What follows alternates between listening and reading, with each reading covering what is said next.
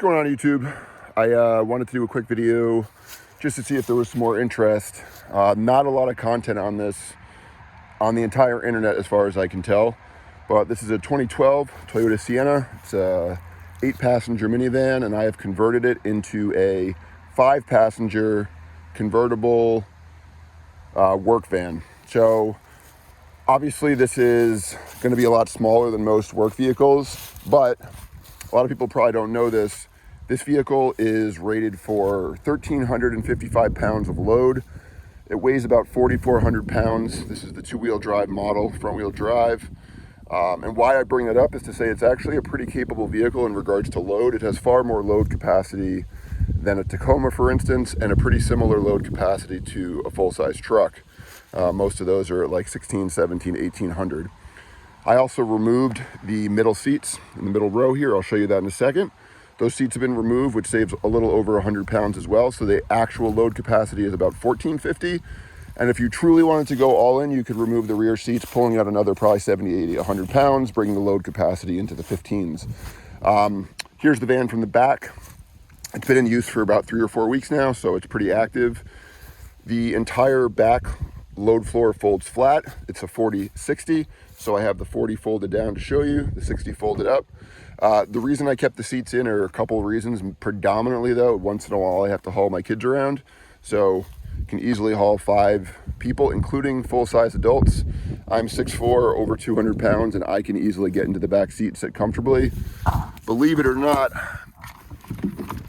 with this seat up and fully reclined, you actually have pretty amazing lounge right there. I'll show you that from the other side, but you get a huge bay here.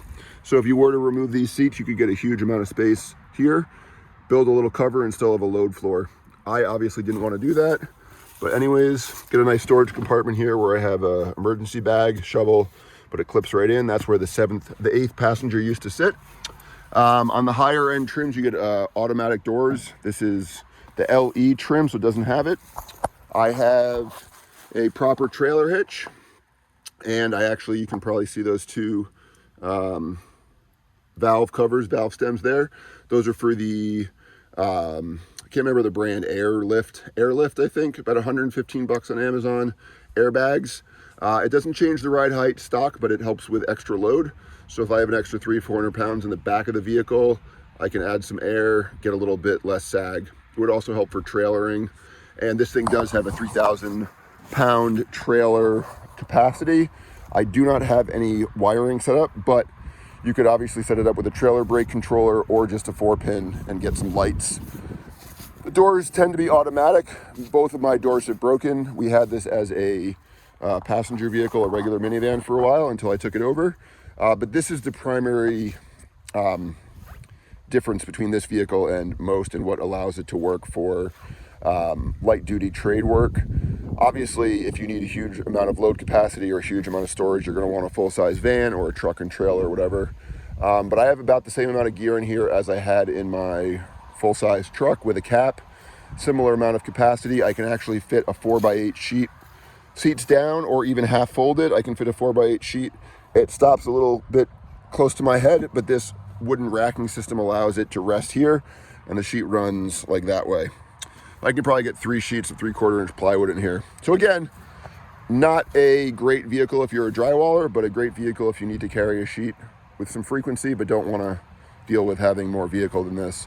So let me quickly go into the drawer system. First thing is how it's attached. Pull my bag out.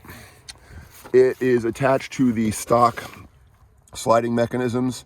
So I didn't want to take these out. It's actually quite a bit of work to take these out permanently. So I actually lofted it above them. They're anchored like crazy into them with a bunch of L brackets and stuff. I won't go into it.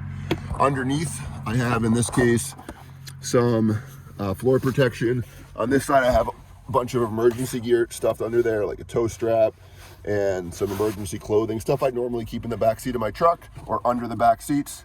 Also back here, you can see I have a work table with a cleat, so it just passively sits in there, a small stool. And on the ceiling, I have some webbing and just has some, kneeling pads, a little floor protection as well. Works pretty good. And then I just have a couple bags up here, and then the drawer systems which is one giant integrated system. It has 5 drawers. I tried to set it up so the heaviest drawers are down low.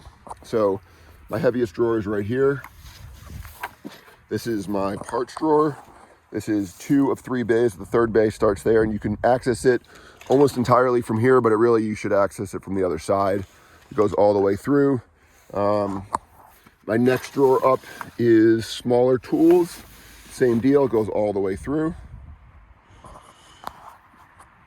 Minimal compartmentalization allows for much more storage. And another tool drawer here. Again, try to orient it. The stuff on this side is the stuff I use more. So my compressor, light, Sawzall, cutting disc. Stuff I use a lot less, like my floor sliders, my laser, all on the other side. These are just plywood drawers and they're wax. They're mostly 1/2 inch. This is my biggest drawer. This drawer has a couple of different sanders, blower, a circular saw, fan, dustpan, duster, and a full cordless shop vac, track saw, which I use a ton. Mostly finished carpentry in case you can't tell. And then up top we have another slider. It has some jigs, chisels, some more fine woodworking tools, different clamping, and my little battery drawer. This one is locked in because it is up high. So if this one slides while moving, it would hit one of the windows, wanted to protect it. Honestly, they slide, they're too slidey, so under hard cornering, this does slide out. I probably will put a little latch there too. And then last thing here is the side storage, which goes all the way through.